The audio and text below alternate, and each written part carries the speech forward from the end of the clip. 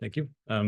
Yeah, so the title of the presentation is Machine Learning Models to Catch Mistakes in Coding Open-Ended Survey Questions. So I have to apologize right off the bat because it doesn't match the title of in the agenda, which kind of reflects how the story of the paper changed a little bit compared to when I submitted to now, which might become a little bit more clear later. But yeah, this is work from my thesis research under supervision of Matthias Schonlau at the University of Waterloo. Yeah, so usually I'm not presenting to this audience, so maybe this is very obvious as to what a closed-ended versus an open-ended question is.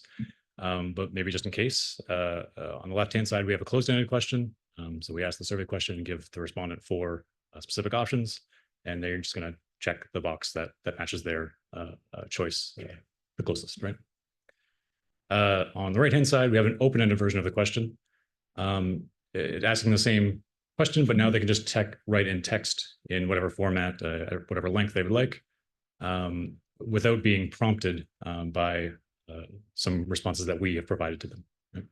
So we expect the open-ended version to be less affected by our choice of how this question was designed.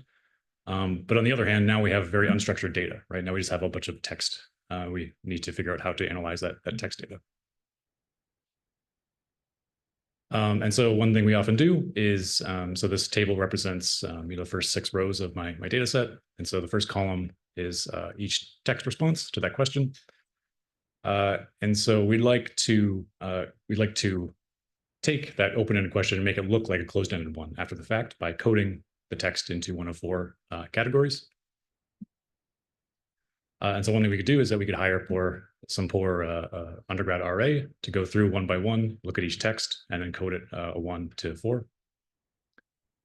And they'll be trained using some code book or what have you. But and we expect them to do pretty well, but it doesn't matter how well you do, you're going to make mistakes, right? And these codes are going to be used on some downstream analysis later on, right? And so the quality of those codes is important. And so what we'd like to do is we'd like to try and see if we can find. We're not going to go through and check every single code again, but we want to say, can we find the most likely, the codes which are most likely to contain a mistake? So one thing we could do if we had infinite resources, we could hire a second person to go through and code the same set of texts independently. In which case, we can look at discrepancies between the two, and then those are sort of our likely candidates for where there's a mistake. At least one of them must make a mistake. We can send that off to an expert coder C, who then makes the final decision on whether that was a true mistake or not. So the final codes, which will, by definition, we'll call them the gold standard, will be if coder A, coder B agree, it's just that code. If they disagree, then the final decision will be made by coder C. And so this is great, but in practice, we kind of expect only a small subset of the data to be double coded for the purposes of, if we want to make sure that the coding process is performing well, then we can have those two people both code a small subset and then look at the correlation between the two, right? And so if they're most of the time agreeing, then we can say something about the methodology is doing something right? But it's not likely that we have an entire double-coded data set. Because if you think about it, if I have 500 single-coded observations, would I rather have someone double code the same 500, or would I rather have 500 more single-coded, right? Because now my N has doubled as opposed to, so in practice, as long as the single coders are good enough, it's usually more cost-effective to invest in more single coding as opposed to double coding. And so the conclusion is we typically expect to have very few or no double-coded texts. And so this motivates us to, can we still do something? Can we make a model that predicts most likely mistakes in the single coder's codes, even if we don't have a little bit or no double coded data? And so in that vein, this is the same table as before, but now I'm sort of recasting it as I'm coder A. I'm taking perspective of coder A. And coder B is now, even though they're coding independently, we can treat coder B as finding mistakes in my codes. And so now we can think of coder B as not an independent coder, but a mistake classifier, right? So coder B is going to tell me whether my code was a mistake or not. And then coder C, the expert coder, is going to determine whether that was actually a mistake or not, right? So now we have our, we can classify into our contingency table, right, of true negatives, true positives, false negatives, false positives. Given time, I'm going to skip a lot of math and just focus on the high level stuff. So I'm going to look at two options here. So else trained and self trained. The idea is else trained. I'm going to use the other person's codes to train a model to find mistakes in my codes.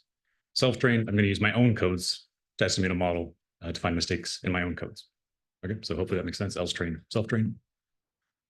And so clearly, and so here's kind of why the story changed over time. Is really the story is a difference in training data, right? The models are mathematically identical. The difference is, am I training on someone else's codes to catch mistakes, or am I training on my own codes? In terms of, so that's kind of the high level, assuming we have some kind of way to do that modeling. Here's the two actual models that we're using. So support vector machines and a large language model called BERTje, which is the Dutch language version of Google's BERT. Again, in 10 minutes, I can't really go into any sort of detail onto what these two things are doing. But broadly, I'm thinking of these as support vector machines as my quote unquote traditional approach that I can run on a low end laptop with Windows 95 or something, right? It's got low computational cost. It's relatively easy to code and understand. I can just do it in R in a few lines. Whereas BERT, that's now even just conceptually understanding what's going on with that is it's a much steeper learning curve for that one, right? Add on to that more computational burden, maybe having to use a high performance computing or this kind of thing. Yeah, so the data we're going to use is called Patient Joe. So this is from the LIS panel, fielded in Dutch language. Yeah, so it asks, Joe goes to the doctor, and the doctor says he needs an appointment soon, and the receptionist says, actually, we don't have an appointment until much later than you need it.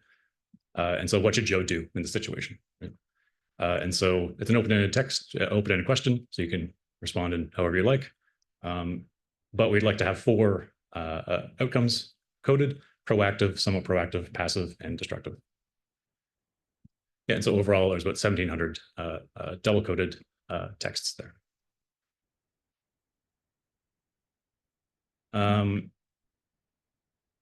Yeah, so so I split into 1,000 training, 700 about 700 test observations. I'm going to run 100 simulations. On each simulation, I'm going to use either support vector machines or BERT, and I'm going to select a certain training size, right? And for each training size, I'm going to use that number of observations to train with my own codes or the other person's codes. So if you look at the graph here, each point on the x-axis, that represents a certain training size. So the red line is I'm using the other person's codes to train. The blue line is I'm using my own codes to train. Right? So again, comparing those lines vertically, the only difference is the choice of training data, not the model. Right? And so what we can see is that training on the other person's codes matches intuition in the fact that it does a little bit better. So the y-axis is measuring, again, with the time constraint, I can't really go into the details here, but hopefully we know the ROC curve. So measuring the area under the ROC curve, 0.5 representing a classifier that's sort of no better than a coin flip, and then 1 representing the perfect classifier. So you can see the training on the other person's codes does a little bit better consistently for a given training size. But going back to what we were talking about before, we expect to have a lot less double-coded data. So what really the main story that's falling out here is if I don't have any double-coded data or very few, I'm not left out. I can still do something. I can still find some mistakes. And it'll be nearly as good as using an equivalent amount of double-coded data. Just about out of time, I'll just say, the ROC AUC is not really an interpretable. It's interpretable in terms of ranking, but in terms of in reality, what does it make sense as a practitioner? So I measure if I were to check a certain number of codes, the worst ones as measured by the models, how many mistakes do I catch? And so you can see a similar thing. There's only a difference of a handful of mistakes that are caught by one versus the other. So for a given training size, the Else trained approach wins, but not by much. So it shows that catching mistakes is feasible, even if I only have single coded data. Especially if we consider that single coded data is going to be much more prevalent, a lot less cheaper, right? The Else trained approach, I need double the amount of coding for a given training size. Yeah, so I'll stop there, and yeah, thanks very much.